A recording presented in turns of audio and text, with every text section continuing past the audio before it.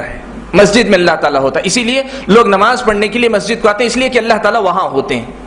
سوال یہاں یہ ہے کہ جس رب کو ہم اور آپ پہچانتے ہیں، جس رب کی عبادت کرنا چاہتے ہیں، اس رب نے کیا اپنے بارے میں یہ نہیں بتایا کہ وہ کہاں ہے؟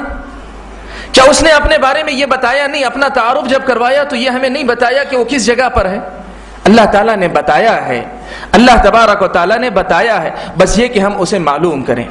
لیکن افسوس اس کا ہے کہ بہت سارے لوگ اس مسئلے کو جانتے نہیں۔ بہت سارے لوگوں کا یہ کہنا ہے، جیسے مثال کے طور پہ آپ کے سامنے نقل کروں، کچھ لوگوں سے کہا جاتا ہے اللہ تعالیٰ کہاں ہے، تو بڑی ناراضگی کے ساتھ وہ کہتے ہیں وہ چاہے عرش پہ ہو یا فرش پہ ہو، اس سے فرق کیا پڑتا ہے؟ یہ لوگوں کا جواب ہے، اسے عرش پہ مانو یا فرش پہ مانو، اس سے فرق کیا پڑتا ہے؟ یہ کچھ لوگوں کا سوال۔ آج میں آپ کو وہی بتاتا ہوں کہ آپ عرش پہ مانیں یا فرش پہ مانیں تو فرق کیا پڑتا ہے؟ سب سے پہلا فرق تو یہ پڑتا ہے کہ اللہ تبارک و تعالیٰ نے اپنا تعارف کروایا۔ رب کہے کہ وہ عرش پر ہے اور آپ کہیں کہ فرش پر ہے، رب کہے کہ وہ عرش پر ہے، آپ کہیں کہ فرش پر ہے، تو فرق پڑتا ہے کہ نہیں پڑتا ہے؟ یہ ہماری جہالت ہے۔ ہم کہتے ہیں عرش میں مانو یا فرش میں مانو، کیا فرق پڑے گا؟ بہت فرق پڑے گا۔ سب سے پہلا فرق تو یہ کہ رب اپنے بارے میں کہے کہ وہ عرش پہ ہے، آپ کہیں فرش پہ، تو اس سے بڑی جو ہے مطلب بدبختی کیا ہوگی؟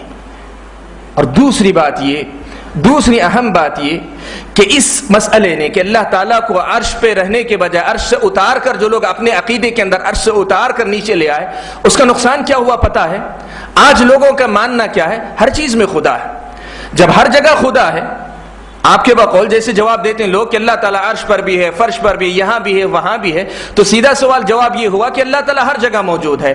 تو سوال یہ پیدا ہوتا ہے کہ جب اللہ تعالیٰ ہر جگہ موجود ہو، تب پھر اگر مفہوم ان کا بیان کرنا چاہو، عقیدہ نہیں، میں اپنے مفہوم بیان کروں ان کے جملے کا، آپ کے اندر بھی خدا ہے، ان کے اندر بھی خدا ہے، ان کے اندر بھی خدا ہے، سب کے اندر خدا ہے، اور معاف کرنا پتھر کے اندر بھی خدا ہے، درخت کے اندر بھی خدا ہے، انسانوں کے اندر بھی ہے، اور اللہ معاف فرمائے جانوروں کے اندر بھی اللہ تعالیٰ ہے۔ بتاؤ پھر شرک کہاں ہوا؟ شرک کیوں ہوگا؟ کسی کے سامنے بھی جھکو، تم اللہ کے سامنے نہ جھک رہے ہو۔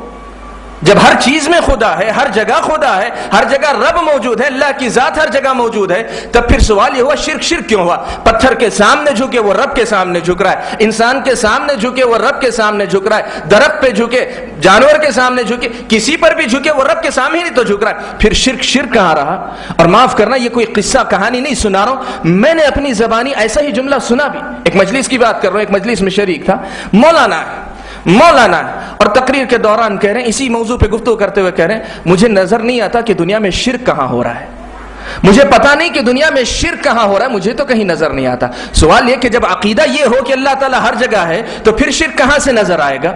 اس لیے کہ ہر چیز میں جب اللہ تعالیٰ ہے، کسی کو بھی سجدہ کرو، وہ سجدہ اللہ کو ہوا، وہ سجدہ اللہ تعالیٰ کا ہوا، پھر شرک کہاں سے ہوگا؟